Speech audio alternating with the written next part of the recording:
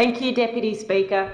If I could start my contribution by saying that it's a privilege to follow the member for Lingiari, particularly with such a thoughtful and important speech. And if anyone has been sitting in the chamber or watching these proceedings online and has heard that something like 16,500, if not more, First Nations Australians in the Northern Territory are not able to be enrolled to vote and therefore aren't given the basic right of participating in Australia's democracy and aren't moved by that,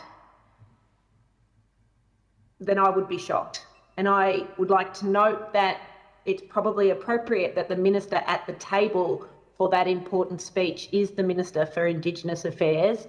And I would expect, and knowing the way the Minister has conducted himself,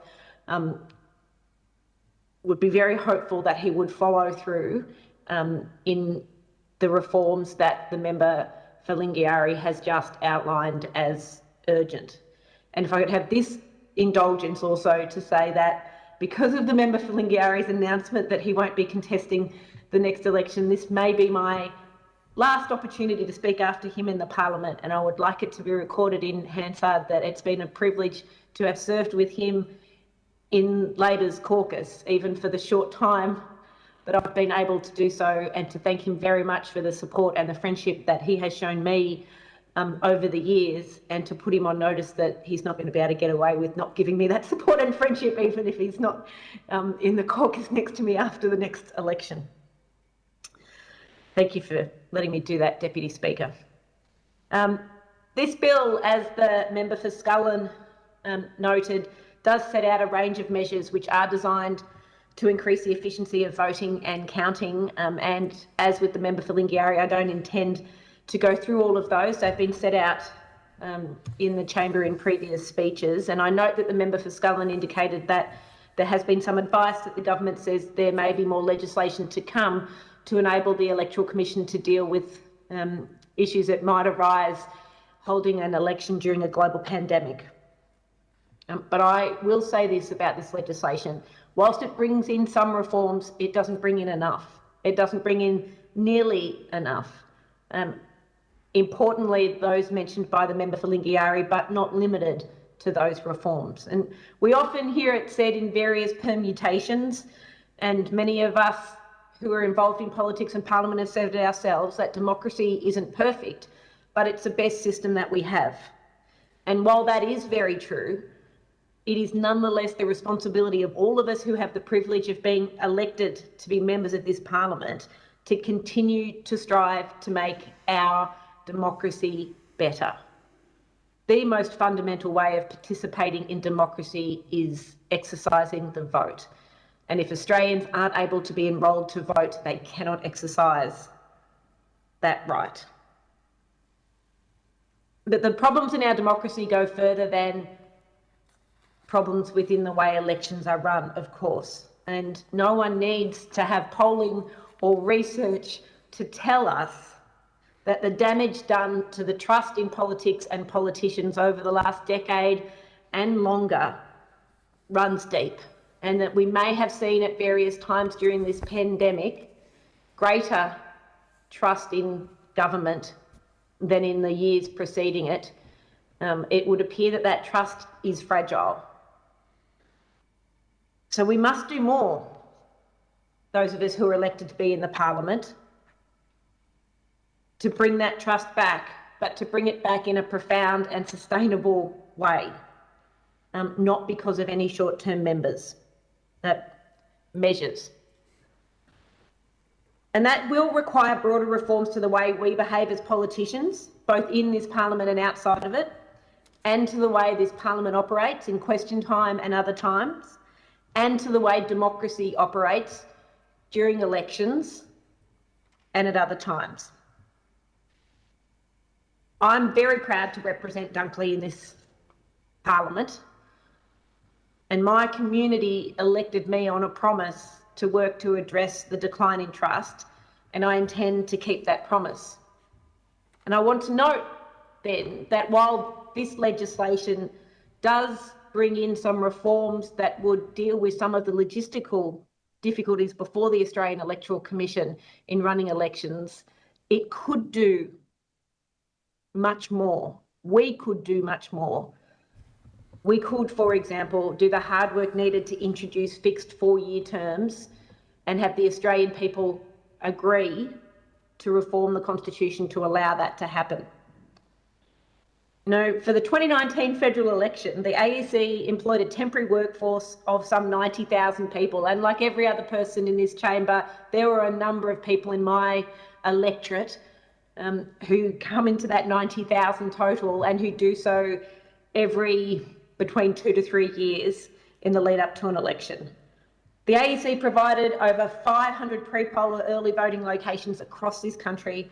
It issued more than 1.5 million postal voting packages and had more than 550 mobile polling teams visiting more than 3,000 locations and provided just over 6,500 polling places on election day. Imagine how much simpler that logistical exercise would be if we had fixed 4-year terms, which is something that every mainland state in Australia has.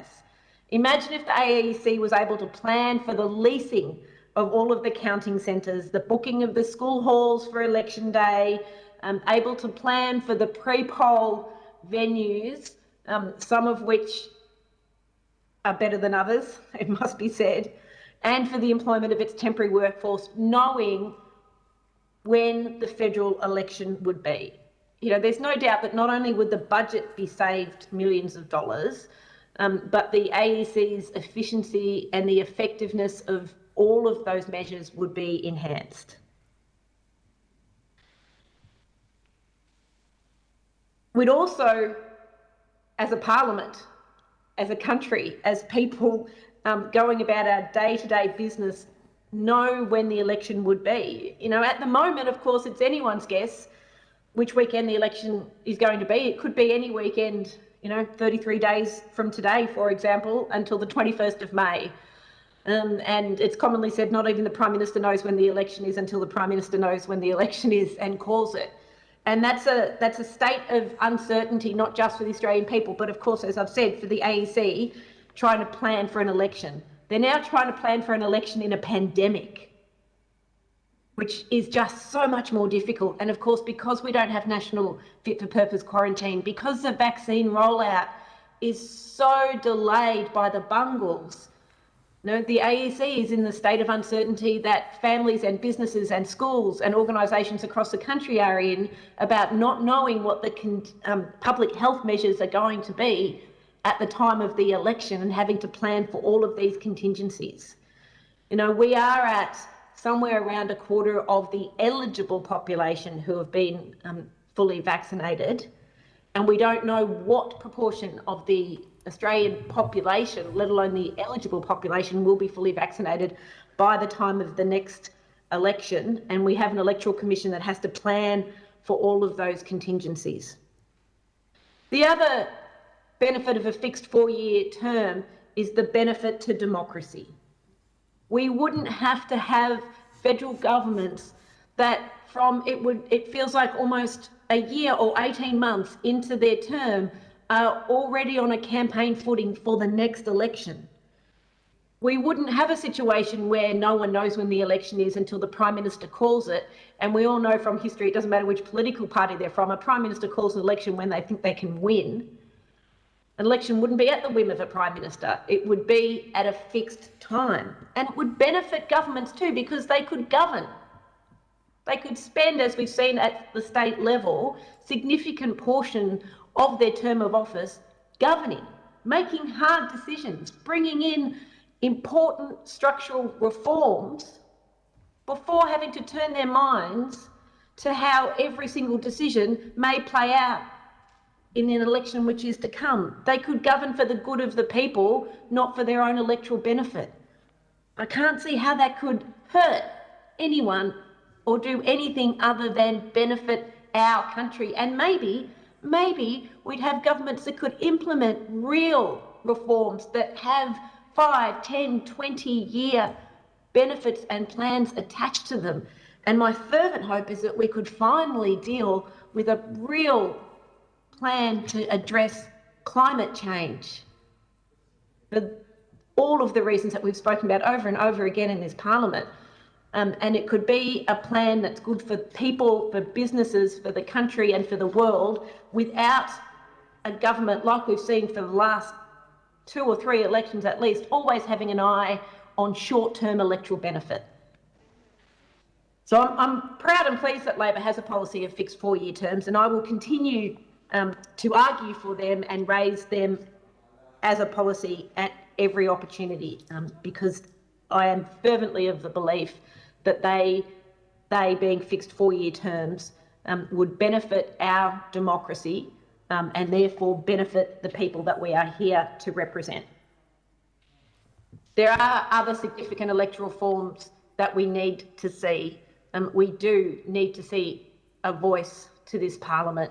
We do need to see Australia being a republic. There are reforms to the operation of our parliament that would also improve democracy, reforms to question time, suggestions such as codes of conduct for those of us who are in this parliament. There are reforms to our democracy, like an integrity commission, which this government has promised but has failed to deliver, which will go to the heart of trust. We have to be not only act with integrity and transparency as parliamentarians and as governments, but we have to be seen to act with integrity and transparency, and a National Integrity Commission is a significant part of that. This government should be looking to introduce reforms such as truth in advertising at elections, truth in political advertising. It beggars belief that political parties need to have laws imposed on them to tell the truth, I think. But nonetheless, it's clear that they do, as do individuals who are campaigning, such as Clive Palmer, who's been named already. We should be looking at introducing laws about truth in political advertising.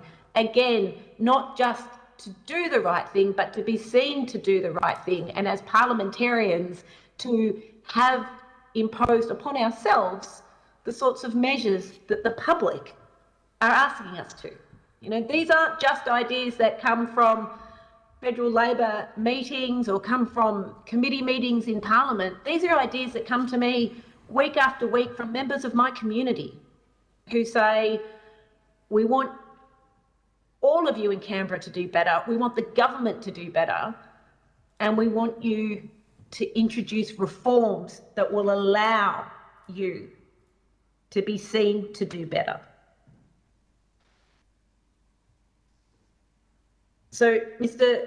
Deputy Speaker, while there is much more that could be said about reforming democracy, from donations to spending caps, I will end by saying I'm pleased that there are reforms which are being introduced today, but the time is very clear, if not past, that piecemeal reforms aren't going to be good enough, and we do need to look to those bigger structural reforms in order to not just get trust in democracy back to the levels that we used to enjoy, but also to ensure that our democracy keeps functioning as well as it can to deliver for the people that we are here to represent. And Minister, again, I'm pleased that you were at the table to hear the member for Lingiari's submissions or contributions to this debate, and I look forward to the government taking up his suggestions. Thank you, Deputy Speaker. The question is that the amendment be disagreed to.